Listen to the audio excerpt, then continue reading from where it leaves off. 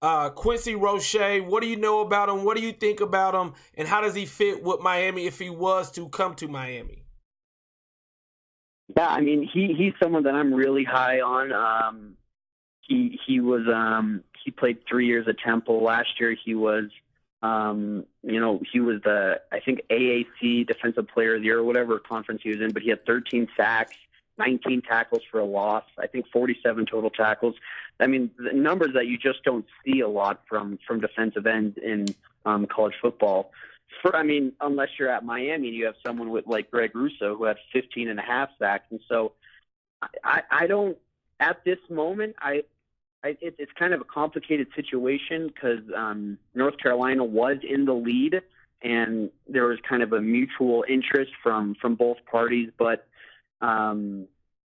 Quincy wants to enroll early next week, but UNC doesn't have any early enrollee spots. And so they want him to kind of wait until summer, but I don't know if that's going to happen. And I've heard that Miami is that second school that he's looking at. And so he also has, he also knows Manny Diaz for the few weeks that he was at Temple. And so I think that he would flourish with the Hurricanes. I think him and Greg Rousseau would, form the best defensive end duo in the country. I think you add, Scott Patchen and Jalen Phillips, and Jafari Harvey, that defensive end rotation would just be incredible. And so, and NFL scouts love Miami, and they love defensive ends from Miami, and so it'll be interesting to see. He says he wants to make a decision by the end of the week, and so I think we could see something happening within the next day or two.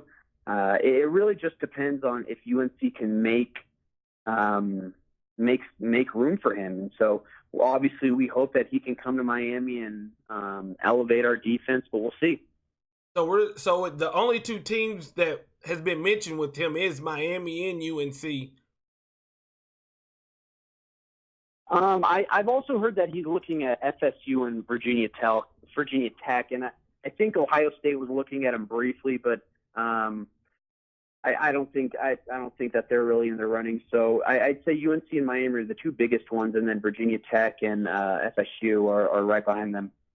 Okay, and you know what? That's crazy. Now that we're having this conversation, I really didn't connect the dots between, although we did get Manny back at Miami quickly, he did get to meet with the team and whatnot. So and Quincy was one of the best players on the team. So he would have, if not the biggest, still of a small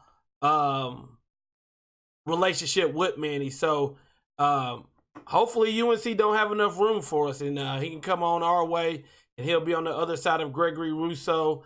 Also, we got Jalen Phillips and things like that you've mentioned. What about on the offensive line?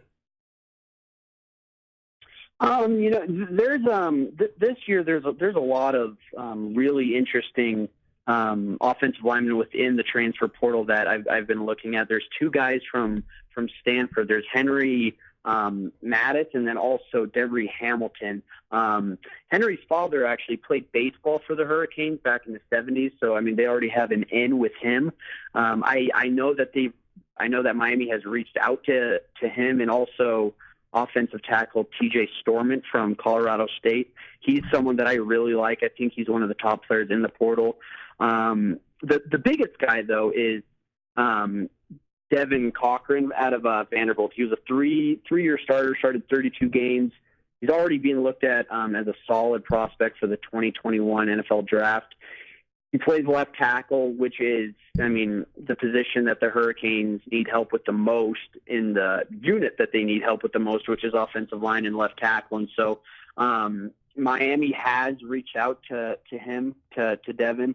But they're not the only school that has done so. I think FSU called him about 20 or 30 minutes after he entered the transfer portal on Monday. And so it's going to be, he's a hot commodity right now, but the Hurricanes, they need to at least sign one guy in one offensive line within the transfer portal, just because there's several solid choices. And also it would make such a difference with this offense next year if they had someone on the line that has experience. I mean, Zion Nelson, I mean, he showed a little bit of progress throughout the year, but if you were to choose between him and a guy like Devin Cochran, you know, you would take Devin every single day. And even Jalen Rivers, true freshman coming in, yeah, he's going to be good. You know, he's going to be an anchor for that offensive line, but you know, he's still going to be a true freshman, and I would still go with the guy who has a little bit more experience. And so,